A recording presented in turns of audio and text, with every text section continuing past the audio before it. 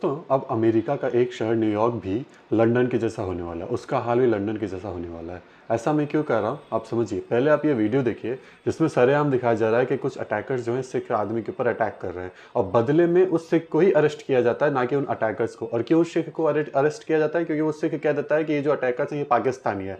सिर्फ पाकिस्तानी कहने की वजह से इसको अरेस्ट किया जाता है। जबकि अब जब आप सोचिए कि किस तरह से वहाँ पे एंटी प्लूरलिज्म जैसे चीज़ें हो रही हैं, या आप ये कहिए कि किस तरह से वहाँ पे हिंदुओं के अगेंस्ट ये सारी चीज़ें जो प्रोपेगेंडा वहाँ पे चल रहा है। अब आप देखिए इस पर्टिकुलर सिख को बिना मतलब का अरेस्ट किया जा रहा है, जबकि अटैकर्स को अरेस्ट करना चाहिए। और ये किया क्यों जा रहा है? क्योंकि इस समय मुस्लिम समुदाय को जितना लंदन में प्रोटेक्शन मिल रहा है उतना कहीं नहीं मिल रहा है, क्योंकि वहाँ पे कियर स्टारमर उनका पीएम खुद ही उनको इतना ज़्यादा सपोर्ट कर रहा है। पहली चीज़। दूसरी चीज़, अभी हाल ही में न्यूयॉर्क में जोहरान महमदानी मेयर बन चुके हैं न्यूयॉर्क के, और बनने से पहले भी उन्होंने पैलेस्टीनियन का केस उठाया था और बनने के बाद भी पैलेस्टीनियन के खिलाफ केस उठा रहे हैं। कुछ समय पहले लंदन में पैलेस्टीनियन के खिलाफ भी आवाज़ उठाई गई थी।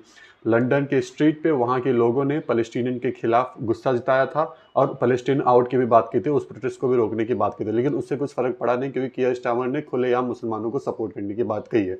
लेकिन अब मैं ये क्यों कह रहा हूँ कि यही हाल अमेरिका के न्यूयॉर्क शहर का भी होने वाला है? क्योंकि न्यूयॉर्क के अमेरिका के कुछ अलग अलग शहरों में भी एंटी हिंदू प्रोटेस्ट और पैलेस्टीनियन के लिए प्रोटेस्ट चलता आया है। अमेरिका का एक शहर टेक्सास में भी एंटी हिंदू प्रोटेस्ट हुआ है। तो हो सकता है ऐसे प्रोटेस्ट अब न्यूयॉर्क में भी देखने को मिले, क्योंकि न्यूयॉर्क में भी अब जो मेयर्स है वो खुलेआम इनको सपोर्ट करने के लिए लगा हुआ है।